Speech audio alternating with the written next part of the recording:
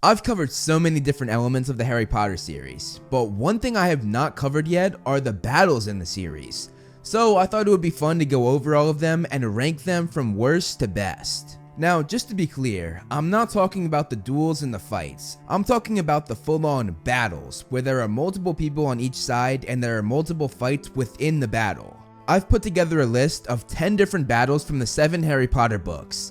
And notice I said books, not movies. This video is based on the novels, not the films. So the movies have nothing to do with my rankings and my opinions on why things are placed where they are. That being said though, as always, I'm going to use clips from the movies just to make the video more visually pleasing for you guys. Before we start, I would like to thank today's sponsor, Surfshark. Surfshark is a virtual private network or a VPN that is extremely easy to use. But at this point, I'm sure most of you know what a VPN is. So I'm going to go over the best feature that Surfshark offers. Do you ever get that message that says, this content is not available in your country? Well, now you don't have to worry about that because you can watch anything from any country. With Surfshark, you can change your location and access content from other countries that aren't available in your own. And you can use this for all different streaming services. That was bloody brilliant. Just last week, I was able to watch a bunch of things that are not available in the US, most notably Fantastic Beasts, which I know a huge number of you would love to be able to watch on your Netflix. And if you run out of things to watch in your own country, you can unlock 15 of the largest Netflix libraries from all different countries. You can use the promo code MovieFlame and click the link down below. Using this code, you get 83% off, which unlocks the best price in the market. And on top of that, you get a free 3-month trial and you get a 30-day money-back guarantee. It's a great deal, so if you have any interest, check it out. There's no risk and it will greatly help support the channel. Now, let's get this video started.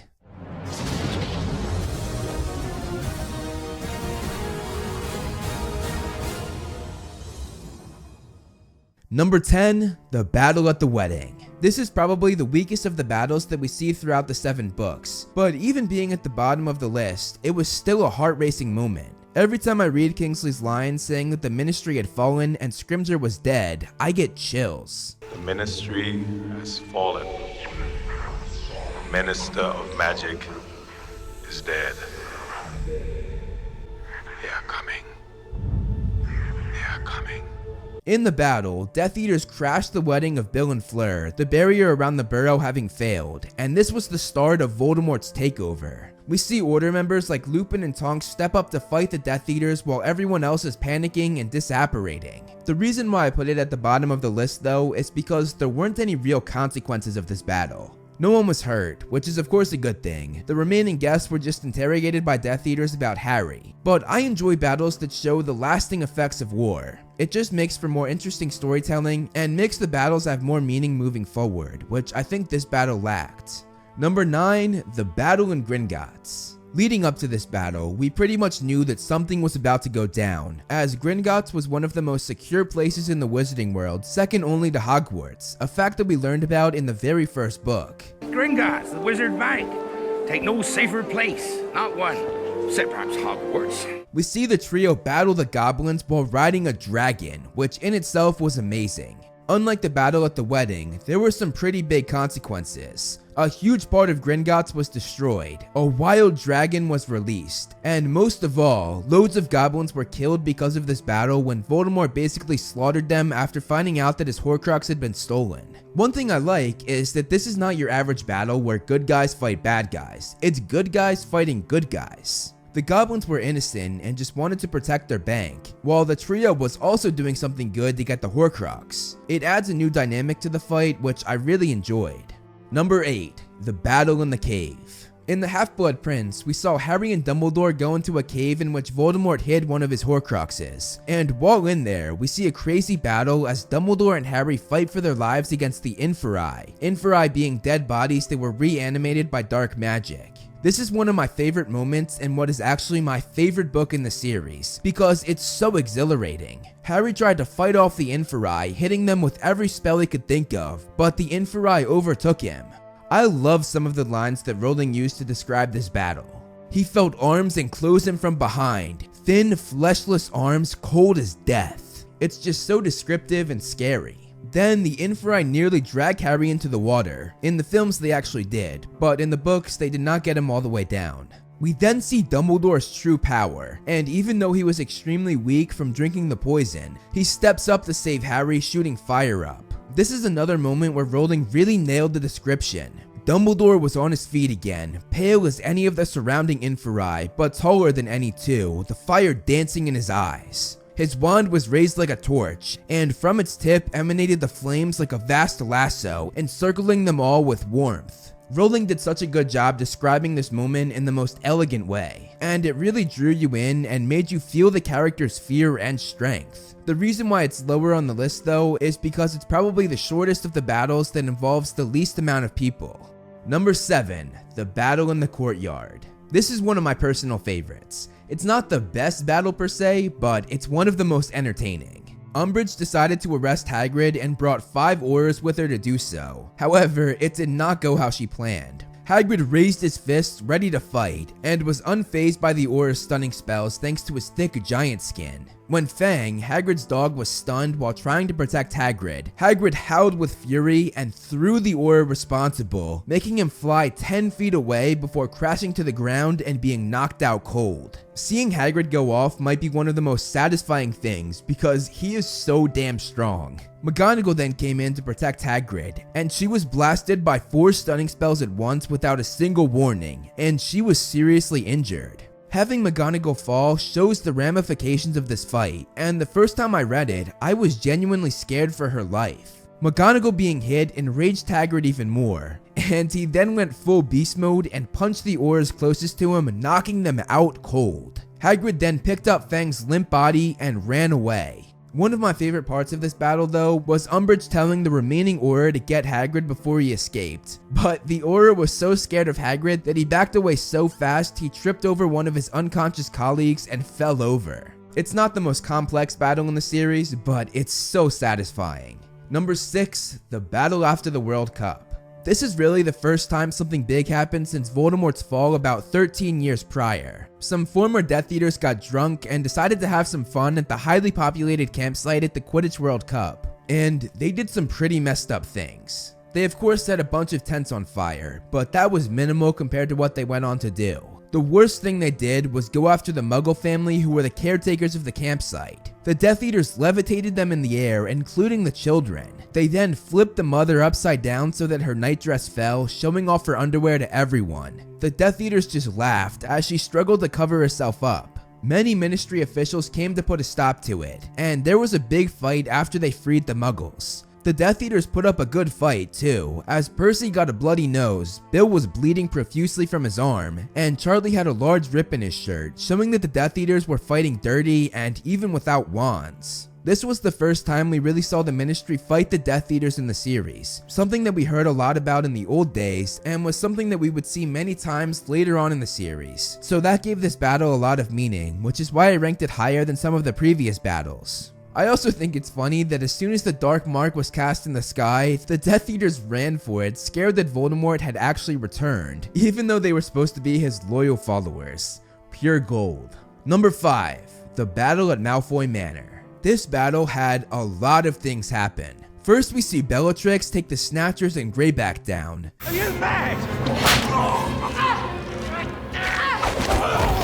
Then we see Bellatrix torture Hermione and viciously interrogate Griphook. And finally, we see an all-out fight, the Malfoys and Bellatrix versus the trio and Dobby. Dobby also has one of his best lines in the series here. He stands up to his former masters, claiming that he is a free elf and showing no fear as he fights back against the family that abused him for so many years. Dobby has no master. Dobby is a free elf, and Dobby has come to save Harry Potter and his friends.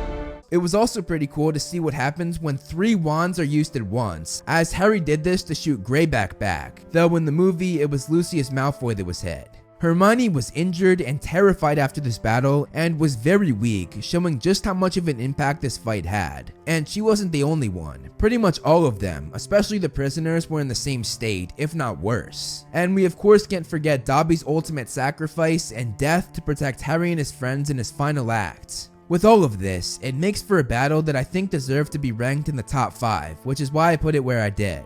Number 4, the Battle of Seven Potters. This is one of the most heart-stopping battles. We enter the sky like, oh, this isn't going to be too bad, just a few Death Eaters. But then they get ambushed by so many Death Eaters, clearly showing that they had been betrayed, which adds a whole new dynamic to the fight that we hadn't really seen up until this point. Also, the idea of having 7 Harrys was genius. I love that idea, and it was so unlike Rowling to add this sort of science fiction clone idea into her fantasy world. Even though they weren't actually clones, Rowling has since said that this was her nod to classic sci-fi flicks out there, which me being a film buff and former film student was really nice to see. This battle hurts to think about for me because as someone who loves animals, I was devastated to see Hedwig lose his life. No! No! Also, the loss of Mad Eye was a huge shock for me the first time I read this chapter. Seeing Harry fight Voldemort was also a nice touch, but it definitely wasn't as thrilling as some of the other battles that have more elaborate duels. But nevertheless, it was a spectacle in itself. I've said it before in this video, and I'm probably going to say it again a few more times, but I love battles that show the lasting consequences. And this battle really came through with this, as there were 2 deaths and we see George permanently lose his ear. And the fact that it was Snape who did this literally made me gasp out loud the first time I read this book. However, I don't think this battle deserves to be in the top 3, mainly because we didn't necessarily see everything. Most of it happened off screen, or I guess off page. We didn't see Ron's big moment of stepping up with Tonks to escape from a whole group of Death Eaters, or even the other things I mentioned like Mad Eye's death or George losing his ear. So that's why this battle did not crack the top 3, even though it's full of jaw-dropping and amazing moments. Number 3, the Battle of the Astronomy Tower. This is the battle that took place at Hogwarts during the events of the Half-Blood Prince. This was a huge moment in the series because it was the first time Death Eaters were really able to penetrate Hogwarts' defenses. Here we see Dumbledore's army and the Order of the Phoenix fight side by side with each other. There were many fights in this battle, as Ron fought and defeated a Death Eater on his own. Lupin defeated a Death Eater on his own. We saw McGonagall send Electo Caro running, telling him to take that. But we also saw 3 fights that did not end up well for the good guys. Hagrid fought the Death Eater Row, which ended in Hagrid's hut being caught on fire and Fang almost being trapped inside, but luckily Hagrid rescued him. And then we see Greyback absolutely rip and tear Bill Weasley's face up, scarring him permanently. And we of course saw Dumbledore lose his life in this battle. Avada Kedavra.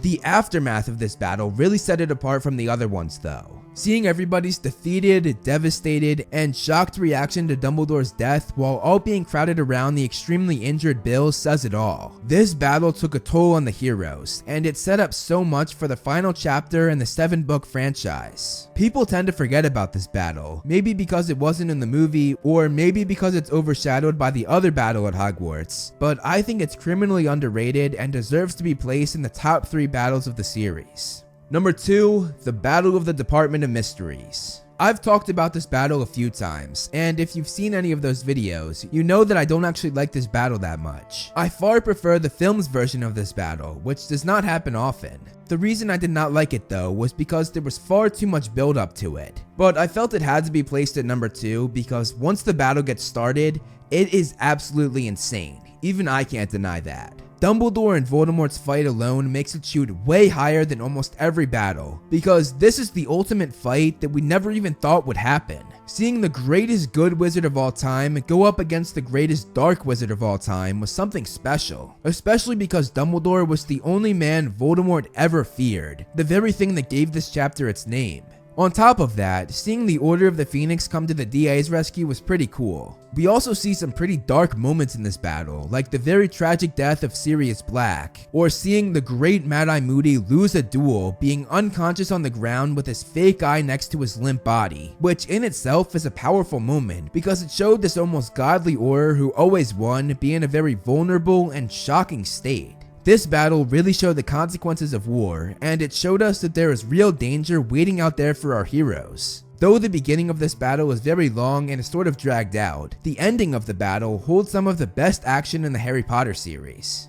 And number 1, the Battle of Hogwarts. I'm sure all of you guys guessed this. It's the ultimate Harry Potter battle. It's what everything was leading up to. After being away from Hogwarts all book, we come back to the place that we're most familiar with and see it get destroyed. And we see Harry have his final standoff with Voldemort not once, but twice. It also becomes so complicated and deep with Harry sacrificing himself. By doing so, he gave the same love protection his mother gave to him to everybody that was out there fighting for him. We also see everything about the Elder Wand and its complicated faithfulness to the proper wizard. We see the Prince's Tale and find out Snape's true intentions, changing the way we look at this character after 6.5 books. We see bad guys who have been around all series switch allegiances. We see heroes fall, breaking our hearts. Fred, Lupin, Tonks, and so many more. But we also see the bad guys finally get taken down. And there are so many other moments to mention, like Ron and Hermione's first kiss, which we had been waiting so long for.